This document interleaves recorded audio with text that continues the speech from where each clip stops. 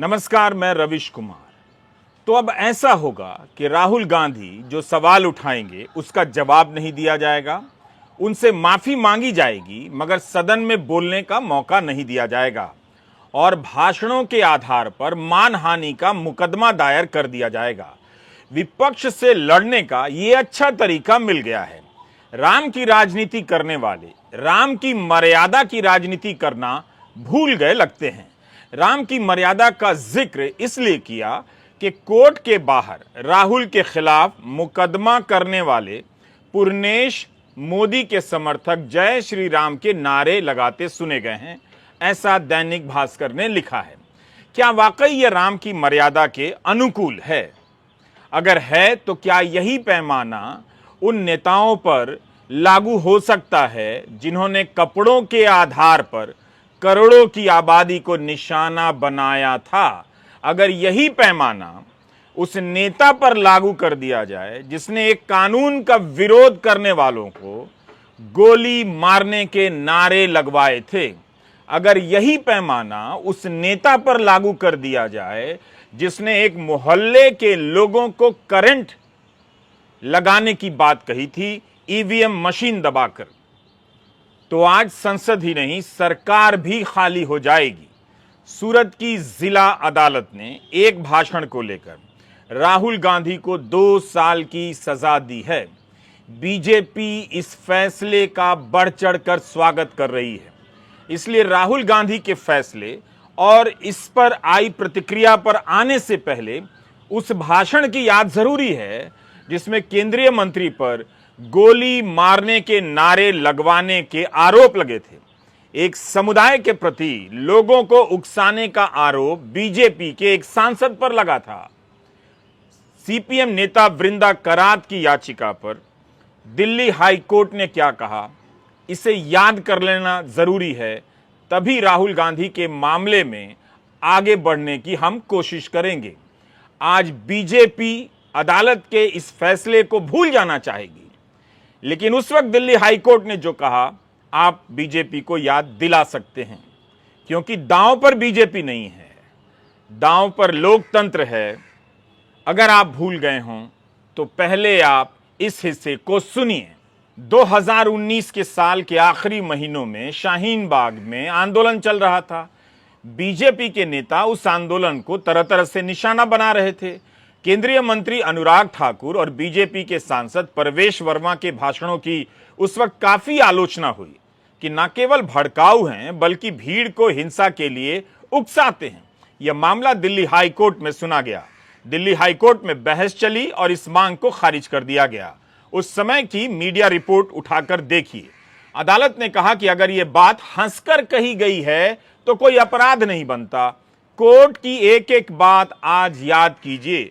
चुनावों के समय, यह दिल्ली हाई कोर्ट के जज का कहना है, चुनावों के समय जो भाषण दिए जाते हैं वो सामान्य समय से अलग होते हैं। कई बार माहौल बनाने के लिए कुछ कह दिया जाता है मगर वैसी मंशा नहीं होती है। जस्टिस चंद्रधारी सिंह ने कहा कि अगर कोई बात मुस्कुरा के कह दी जाए तो कोई अपराध नहीं होता, लेकिन अगर कोई बात आक्रामक तरीके से कही जाए तो आपराधिक मामला बन भी सकता है। चुनावों के समय नेताओं के बारे में बहुत कुछ कहते हैं, वह भी गलत है, लेकिन हम उनके एक्ट में यानी कार्रवाई में आपराधिक तत्वों को देखना चाहेंगे। अदालत ने कहा कि अगर ऐसा होने लग जाए तो चुनावों के दौरान सभी नेताओं के खिलाफ हजारों एफआईआर दर्ज हो जाएगी। अदालत ने यह भी कहा कि चुनाव जीतने के इरादे से कुछ कहना और लोगों को भड़काना या उकसाना दोनों अलग अलग बातें हैं। राहुल गांधी के खिलाफ जो फैसला आया है उसे आप दिल्ली हाई कोर्ट के फैसले के साथ देखिए तो अदालती फैसलों की व्यापक समझ या समीक्षा कर पाएंगे। अनुराग ठाकुर और परवेश वर्मा के खिलाफ एफआईआर नहीं हुई। अदालत ने उनके कथित रूप से भड़काऊ भाषणों पर कहा कि चुनाव जीतने के लिए कहना और सामान्य समय में उकसाने के लिए कहना दोनों में अंतर है। अब सवाल है कि क्या यही कसौटी राहुल गांधी के लिए लागू की जा सकती है या राहुल गांधी के लिए अलग कसौटी होगी। हम अदालत के फैसले की नहीं इस फैसले पर आई बीजेपी के नेताओं की प्रतिक्रिया की बात कर रहे हैं। दुनिया का इतिहास रहा है, जो हो रहा है वह हूबहू हो चुका है। कानून का सहारा लेकर इसी तरह आवाजों को खामोश किया जा चुका है।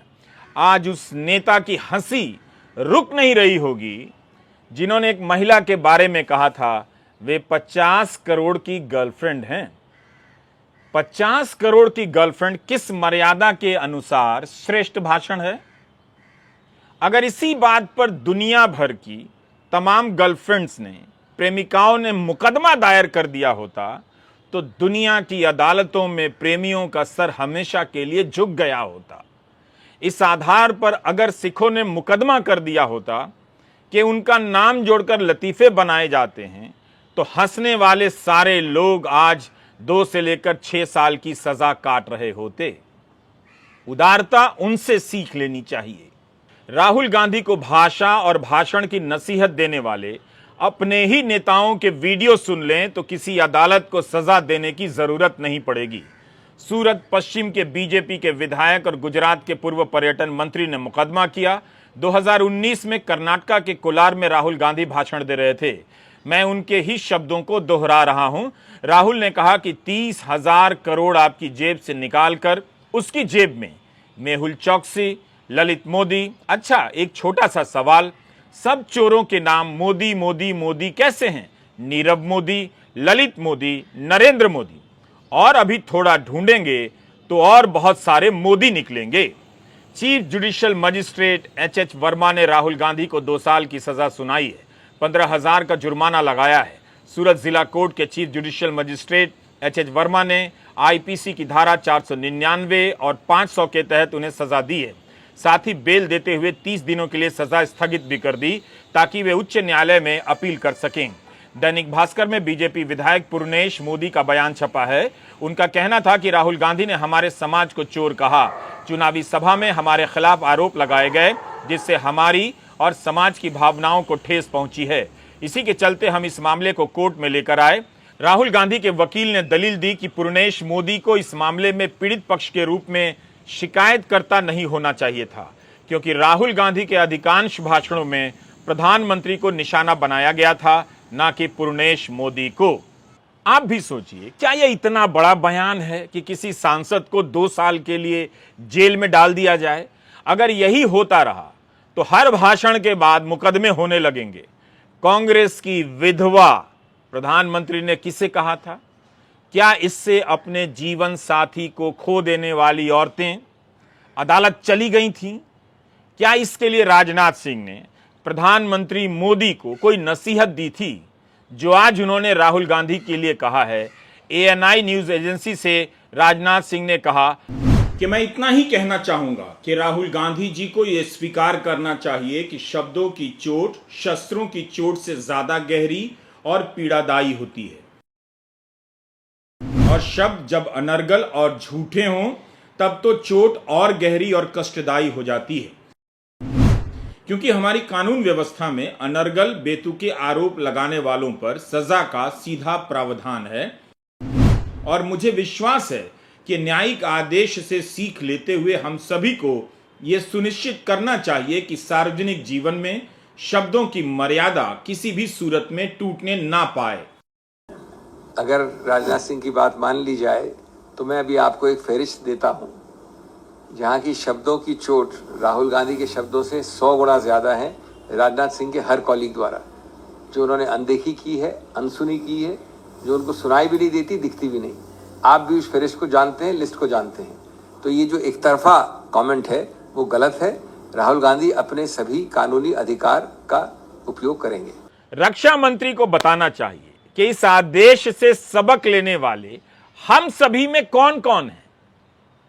क्या राहुल गांधी अकेले हैं, या वे भी हैं जो गोली मारने के नारे लगवा रहे थे?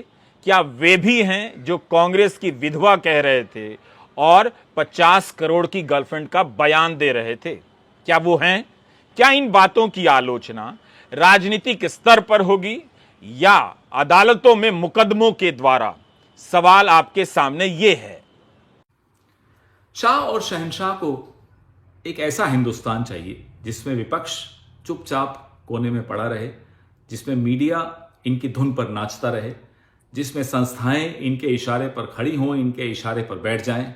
लेकिन राहुल गांधी इनसे इनका ये ख्वाब पूरा नहीं होने दे रहा। राहुल गांधी सवाल पूछ रहा है, राहुल गांधी कठिन सवाल पूछ रहा है। राहुल गांधी के सवालों का जवाब न शाह के पास है, न शहनशाह के पास है, न उनके किसी और वजीर के पास है। इसलिए सुबह से शाम तक षड्यंत्र रचते हैं कि कैसे राहुल गांधी की आवाज बंद की जाए, कैसे उसे चुप कराया जाए। राहुल गांधी चुप नहीं होने वाला, राहुल गांधी सवाल उठाता रहेगा। पूरा तंत्र, पूरी सरकार, सारे संसाधन, चरण चुंबक मीडिया, सरकार की सारी एजेंसियां और खुद प्रधानमंत्री मोदी एक अकेले आदमी को चुप कराने में क्यों जुटे हैं? और अगर आपको लगता है कि जिसको चुप कराने की आप कोशिश कर रहे हैं वो चुप हो जाएंगे, तो आप मुगालते में हैं। जिसको चुप कराने की आप कोशिश कर रहे हैं उनका नाम राहुल गांधी, और गांधी डरते नहीं है। वो सत्य की लड़ाई पूरी शिद्दत से और ताकत से लड़ेंगे। आप क्यों डरे हुए हैं ये मैं समझती हूं, क्योंकि राहुल गांधी ने आप एक झटके में आपका पूरा मुखौटा बेनकाब कर दिया है। राहुल गांधी जी आपसे अडानी पर सवाल पूछते हैं। वो पूछते हैं कि अडानी के ऊपर बेनामी संपत्ति इस देश में लाने का आरोप है, आप जांच क्यों नहीं कर रहे? वो पूछते हैं शेल कंपनीज का आक्षेप है, आप जांच क्यों नहीं कर रहे? वो पूछते हैं कि एसबीआई और एलआईसी ने अडानी में पैसा क्यों लगाया? वो पूछते हैं कि आपकी विदेश नीति अडानी को कॉन्ट्रैक्ट दिलाने में क्यों लगी हुई थी? वो पूछते हैं कि अडानी को 609 नंबर से दूसरे नंबर तक ले जाने में आपकी भूमिका थी, तो ये रिश्ता क्या है और ये क्या कहलाता है?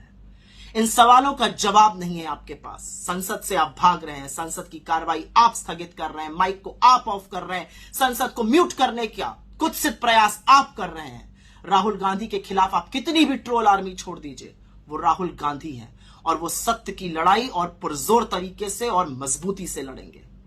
दिक्कत क्या है आपको कि उन्होंने नीरव मोदी को और ललित मोदी को और मेहुल चोकसी को चोर बुला दिया? वही मेहुल चोकसी और नीरव मोदी जो 14-14 हजार करोड़ रुपए का गबन करके आपकी आंखों में धूल झोंक कर भाग गए और आप हाथ मलते रहे, और आप लोगों को भ्रमित करते हैं कि हम उनको लेकर आएंगे। 9 साल से सत्ता में आप हैं, झुनझुना आप बजा रहे हैं और सजा राहुल गांधी को होगी। लेकिन आपने सुना है ना, सत्य के परेशान और पराजित होने की बात। आप और परेशान करिए राहुल गांधी को, आप अपना पूरा तंत्र और छोड़िए उनके पीछे, क्योंकि इस देश को भी तो दिखना चाहिए कि तानाशाह किस कदर बौखलाया और घबराया हुआ है। अदालत की सजा अपनी जगह है, उससे कहीं ज्यादा कष्टदायी है फैसले को लेकर आई राजनीतिक प्रतिक्रिया, बीजेपी नेताओं के बयान। रविशंकर प्रसाद ने राहुल गांधी के लिए जो जो कहा है, क्या उन्हें नहीं मालूम कि उनकी ही बहुत सी बातें, रविशंकर प्रसाद की बहुत सी बातें प्रधानमंत्री मोदी और बीजेपी के अन्य सांसदों पर भी लागू की जा सकती हैं?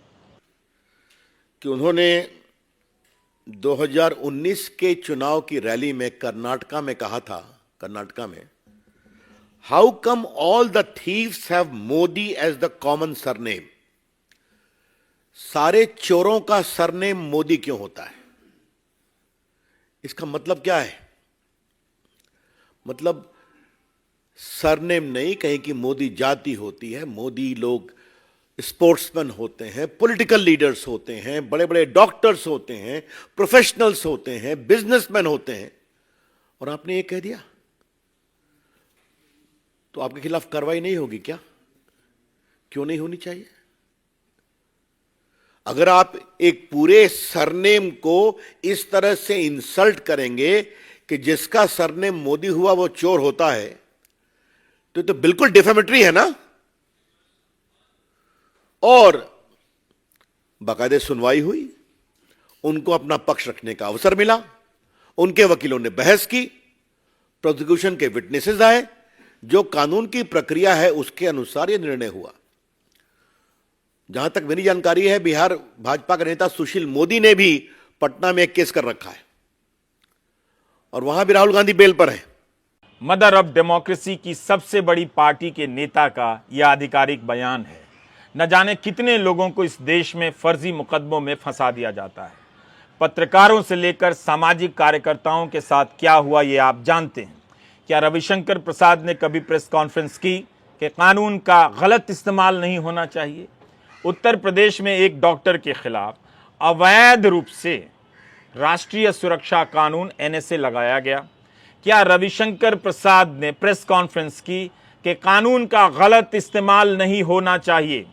सवाल यह है कि क्या आप देख पा रहे हैं कि कानून का गलत इस्तेमाल भी ठीक और कानून का सही इस्तेमाल भी ठीक, मगर दोनों ही इस्तेमाल केवल सवाल करने वालों और विपक्ष के नेताओं के खिलाफ हो तो दोनों ही ठीक?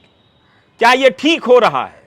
मानहानि के मुकदमे का इस्तेमाल कर पत्रकारों को डराया जाता रहा है, लेकिन अब इसके इस्तेमाल से विपक्ष को भी खत्म किया जा रहा है। इसी के साथ कानून मंत्री किरेन रिजिजू का भी बयान देखना चाहिए। उनकी आरंभिक प्रतिक्रिया मैं बताने जा रहा हूं। रिपोर्टरों से बात करते हुए केंद्रीय कानून मंत्री किरेन रिजिजू ने कहा कि मैं कुछ भी कहने से पहले ऑर्डर की कॉपी देखूंगा।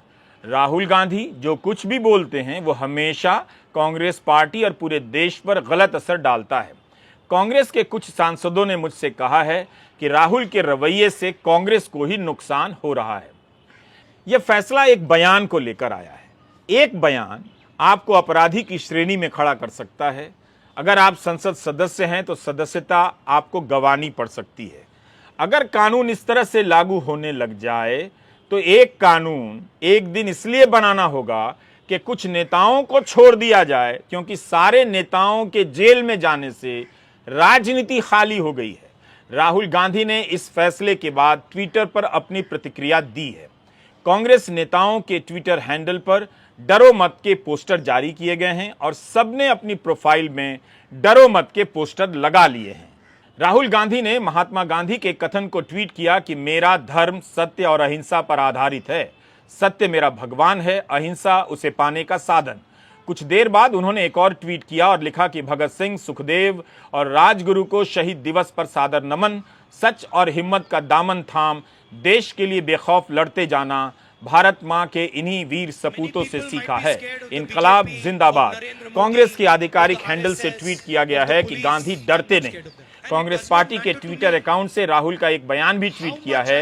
यह वीडियो पुराना है और ट्विटर पर लिखा है, मैं सत्य में विश्वास करता हूं, मैं सत्य के लिए लड़ता हूं, मैं बीजेपी आरएसएस से नहीं डरता और यही बात उन्हें परेशान करती है। कांग्रेस के मीडिया प्रमुख जयराम रमेश ने ट्वीट किया है कि यह न्यू इंडिया है। अन्याय के खिलाफ आवाज उठाओगे तो ईडी, सीबीआई, पुलिस, एफआईआर सबसे लाभ दिए जाओगे। राहुल गांधी जी को भी सच बोलने की, तानाशाह के खिलाफ आवाज बुलंद करने की सजा मिल रही है। देश का कानून राहुल गांधी जी को अपील का अवसर देता है, वह इस अधिकार का प्रयोग करेंगे। हम डरने वाले नहीं हैं। जिला कोर्ट में राहुल गांधी ने कहा कि वह भ्रष्टाचार के खिलाफ बोलते रहते हैं, लेकिन जानबूझकर ऐसा कुछ नहीं कहा। उन्होंने जो बात कही उससे किसी को हानि नहीं हुई है तो कम से कम सजा दी जाए। राहुल के वकील ने कहा कि इस पूरी घटना में कोई घायल नहीं हुआ, इससे किसी को कोई नुकसान नहीं पहुंचा है, इसलिए हम किसी प्रकार की दया की याचना नहीं करते हैं। राहुल ने कहा कि वे इस देश के लोगों से प्यार करते हैं, किसी जाति का अपमान करने की कोई मंशा नहीं थी। जज ने कहा कि सुप्रीम कोर्ट की चेतावनी के बाद भी लगता है कि अभियुक्त के व्यवहार में कोई बदलाव नहीं आया है। अभियुक्त सांसद हैं और उनके भाषण का नागरिकों पर व्यापक असर होता है। सोचिए, कपड़े से पहचानने वाले, करंट लगाने वाले, गोली मारने वाले भाषणों का नागरिकों पर कितना असर पड़ता होगा। कांग्रेस की विधवा बोलकर क्या भारत की महिलाओं का सम्मान बढ़ाया गया था? राहुल गांधी के वकील कीर्ति ने कहा कि हम फैसले को ऊंची अदालत में चुनौती देंगे, क्योंकि मोदी नाम से तो कोई समुदाय नहीं है, यहां तक कि शिकायतकर्ता भी मोदी नहीं है, यह कहा है उन्होंने। उनका सरनेम बूट वाला है शायद, जो बाद में बदलकर मोदी कर दिया गया। लेकिन इंडियन एक्सप्रेस में पूर्णेश मोदी का बयान छपा है कि वे मोदवणिक घांची समुदाय से आते हैं, जिसका सरनेम मोदी होता है। राहुल के बयान से उनकी भावना आहत हुई है। अगर इस सजा पर ऊंची अदालत रोक नहीं लगाती है तब राहुल की सदस्यता जा भी सकती है। वे लोकसभा के सांसद नहीं रहेंगे। उन्हें अपील के लिए 3 महीने का वक्त मिलेगा, ऐसा लोक प्रतिनिधित्व अधिनियम 1951 के सेक्शन 8(3) में लिखा है। नंबर 1, मानहानि के विषय में एक सिद्धांत कानून का मूल सिद्धांत है, और वो ये है कि आपको किसी स्पष्ट व्यक्ति या स्पष्ट चीज के विषय में मानहानि करनी चाहिए, आरोपित रूप से कम से कम। आप मानहानि एक मोटे मोटे बड़े बड़े मुद्दे के विषय में नहीं कर सकते, एक ऐसे विषय के बारे में जिसमें स्पष्टता नहीं है, एक व्यक्ति विशेष के विरुद्ध आक्षेप नहीं है, और अगर वो आरोप वेग हैं, ज़्यादा ब्रॉड हैं, बहुत बड़े एक हिस्से को, जनसंख्या को लेते हैं अपने आरोपों में, तो उसको मानहानि नहीं कह सकते। नंबर 2, उससे भी ज़्यादा महत्वपूर्ण, जिस वाक्य के विषय में चुनौती दी गई है कानून द्वारा, उस वाक्य में के विषय में किसी भी उन व्यक्तियों ने कोई भी कंप्लेंट फाइल नहीं की है जिनके संबंध में वो वाक्य कहा गया है। जो भी नाम लिए गए हैं, जो भी चीज़ें कही गई हैं, उनमें से कोई व्यक्ति ने कोई कंप्लेंट फाइल नहीं की। ये भी मानहानि के कानून का एक बहुत अभिन्न अंग है कि जिसकी मानहानि हुई है उसको ही कंप्लेंट फाइल करनी होती है, और उसको बताना होता है कि किस प्रकार अमुक व्यक्ति के कहने से इस व्यक्ति की मानहानि हुई। ये कंप्लेंट उनमें से किसी व्यक्ति द्वारा नहीं है। नंबर 3, जब फौजदारी मुकदमा करते हैं, जो कि किया गया इस केस में, तो एक गलत नीति, द्वेष की भावना सिद्ध करना अति आवश्यक है। कोलार की अगर आप पूरी स्पीच देखेंगे तो वो जनहित के बारे में है, राजनीति के बारे में है, कीमतों की बढ़ोतरी के बारे में है, बेरोजगारी के बारे में है।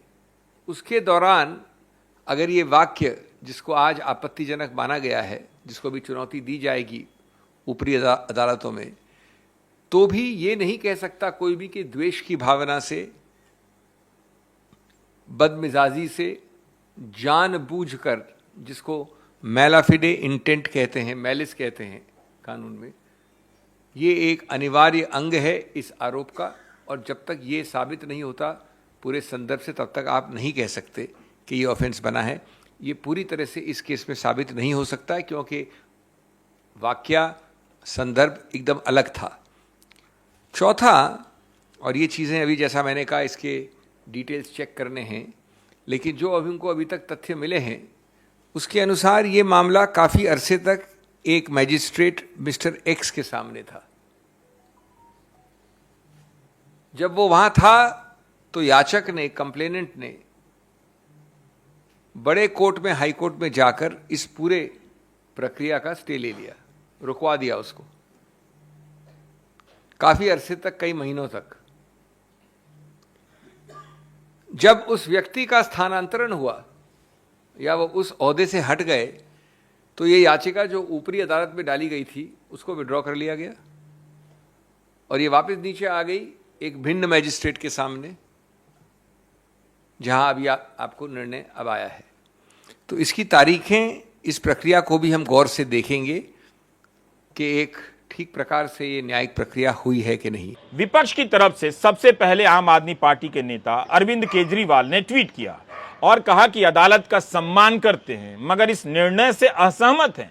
केजरीवाल ने लिखा कि गैर बीजेपी नेताओं और पार्टियों पर मुकदमे करके उन्हें खत्म करने की साजिश हो रही है। हमारे कांग्रेस से मतभेद हैं, मगर राहुल गांधी जी को इस तरह मानहानि मुकदमे में फंसाना ठीक नहीं। जनता और विपक्ष का काम है सवाल पूछना। हम अदालत का सम्मान करते हैं पर इस निर्णय से असहमत हैं। अदालत ही अनुमति देती है कि उसके फैसलों की समीक्षा की जाए, आलोचना भी हो सकती है और असहमति भी जाहिर की जा सकती है, बशर्ते आप फैसले के पीछे मंशा की बात ना करें, तब गलत होगा और सजा मिलेगी। असहमति होती है तभी आप ऊंची अदालत में अपील करते हैं। सूरत कोर्ट ने भी ऊंची अदालत में अपील के लिए राहुल गांधी की सजा को 30 दिनों के लिए स्थगित किया है, लेकिन बीजेपी के प्रवक्ता शहजाद पूनावाला उन्होंने केजरीवाल के ट्वीट पर कहा है कि आम आदमी पार्टी का हाथ कांग्रेस के साथ। आज पर्दा हट गया। शहजाद पूनावाला ने कहा कि इससे साफ होता है कि वे अदालत के फैसलों में यकीन नहीं रखते। शहजाद पूनावाला को गृहमंत्री अमित शाह का यह बयान याद रखना चाहिए। अमित शाह ने केरल के सबरीमाला मंदिर पर सुप्रीम कोर्ट के फैसले पर कहा कि अदालत को वही फैसले सुनाने चाहिए जिनका पालन हो सके। उस समय तमाम अखबारों में ये बयान छपा था, आप देख सकते हैं। क्या अमित शाह ने अदालत को चुनौती नहीं दी, या आलोचना थी या नसीहत थी? अमित शाह ने क्यों नहीं कहा कि सुप्रीम कोर्ट का फैसला लागू होगा मगर हम सहमत नहीं हैं? उसकी जगह क्या उन्होंने ये नहीं कह दिया कि अदालत को वही फैसले सुनाने चाहिए जिनका पालन हो सके? क्या वे सुप्रीम कोर्ट को फैसला लिखने की शर्तें नहीं बता रहे थे, जैसा कि मीडिया रिपोर्ट में उनके बयान के बारे में छपा है? क्या राहुल गांधी का बयान इतना गंभीर है कि एक समुदाय वाकई अपमानित हो गया?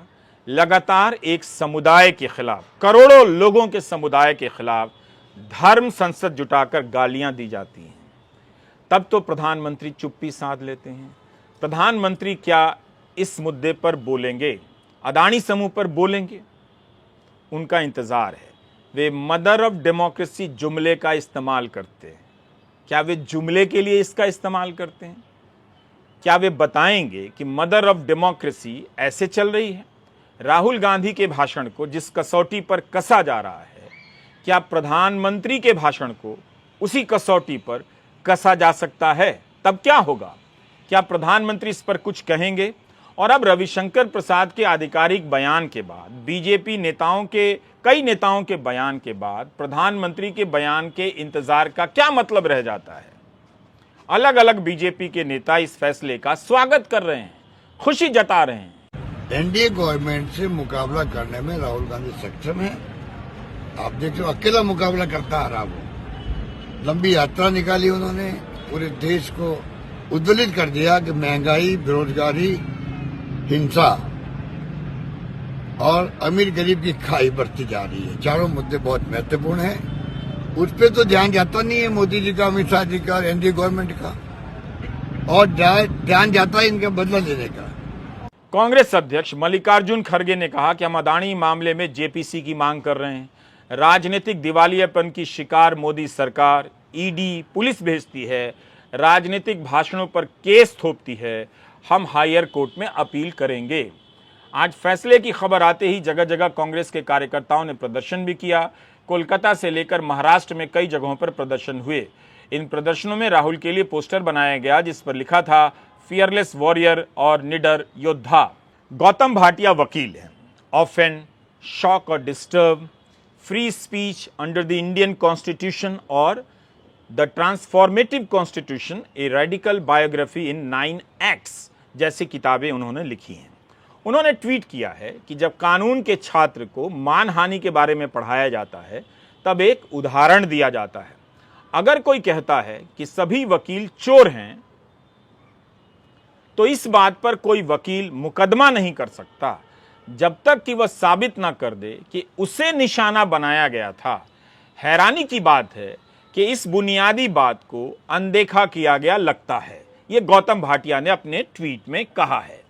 अगर कोई व्यक्ति कहे कि दुनिया के सारे वकील चोर हैं और एक वकील होते हुए मैं उसके खिलाफ मुकदमा करूं कि मेरी मानहानि हुई है क्योंकि मैं भी एक वकील हूं, तो ये मुकदमा खारिज कर दिया जाएगा। क्योंकि मानहानि का एक मूल ये है कि व्यक्ति ये दिखा पाए कि उसे चोट पहुंची है। तो ऐसे बहुत बड़े संगठन जैसे हैं, मानो दुनिया के सारे वकील या दुनिया के सारे लोग जिनका नाम भाटिया हो या मोदी हो, तो ऐसे संगठनों के खिलाफ मानहानि नहीं हो सकती। और इस संगठन का भाग होकर मैं ये नहीं कह सकता कि क्योंकि मैं इस संगठन में हूँ कि मेरा नाम भाटिया है या मेरा नाम मोदी है या मैं वकील हूँ तो इसलिए मेरी मानहानि हुई है। वो मेरे खिलाफ कुछ कहना चाहिए। तो इस फैसले की कई स्तर पर समीक्षा होनी है, जिसका इशारा गौतम भाटिया अपने बयान में भी कर रहे हैं। एक बार सुप्रीम कोर्ट में मानहानि कानून की धारा 499 और 500 को चुनौती दी गई। मामला था कि 2014 में डॉक्टर सुब्रमण्यन स्वामी ने दिवंगत जयललिता के खिलाफ भ्रष्टाचार का आरोप लगाया। इसके जवाब में तमिलनाडु सरकार ने उनके खिलाफ मानहानि का मुकदमा कर दिया। तब डॉक्टर स्वामी और अन्य नेताओं ने इस कानून की संवैधानिकता को चुनौती दी। आईपीसी 499 और 500 जिनके तहत राहुल गांधी को सजा सुनाई गई है। तब सुप्रीम कोर्ट के जस्टिस दीपक मिश्रा और जस्टिस पीसी पंत की बेंच ने इस कानून को संवैधानिक बताया था। राहुल को इसी धारा के तहत सजा दी गई है। यह आज की खबर है, बार एंड बेंच से हमने ली है। अभिमन्यु हजारिका की रिपोर्ट है। सुप्रीम कोर्ट ने एक फैसले में कहा है कि अगर बिना जरूरत के किसी को जेल भेज रहे हैं तो मजिस्ट्रेट को न्यायिक अकादमी में ट्रेनिंग के लिए भेज देना चाहिए ताकि वे अपनी जानकारियों में और इजाफा कर सकें। कोर्ट ने कहा कि मजिस्ट्रेट को अनावश्यक ही लोगों को जेल नहीं भेजना चाहिए।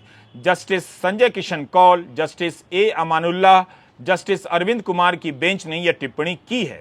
बेंच ने कहा है कि ऐसे मजिस्ट्रेट जो लोगों को बिना जरूरत के जेल भेजते हैं उनसे न्यायिक काम छीन लेना चाहिए और ट्रेनिंग के लिए भेज देना चाहिए। सुप्रीम कोर्ट ने कहा कि यह हाईकोर्ट की ड्यूटी बनती है कि अधीनस्थ न्यायपालिका कानून का पालन करे। मजिस्ट्रेट के कोर्ट पर सुप्रीम कोर्ट की यह टिप्पणी सामान्य नहीं है।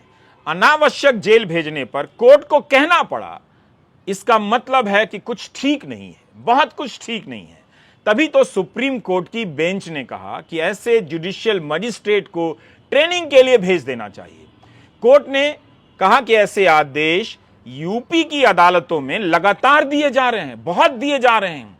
कोर्ट ने बताया कि हाथरस, गाजियाबाद और लखनऊ की निचली अदालतों में इस तरह के आदेश जारी हो रहे हैं।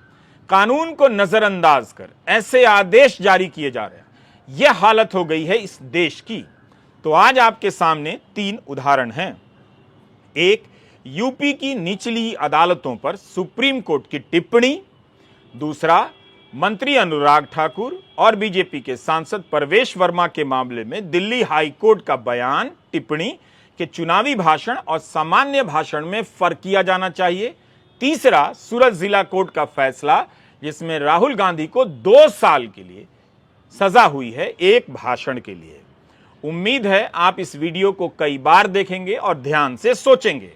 पता चला कि गौतम अडानी पर आरोप लगाने के आरोप में एक दिन लाखों लोग जेल में डाल दिए गए हैं। नमस्कार, मैं रवीश कुमार।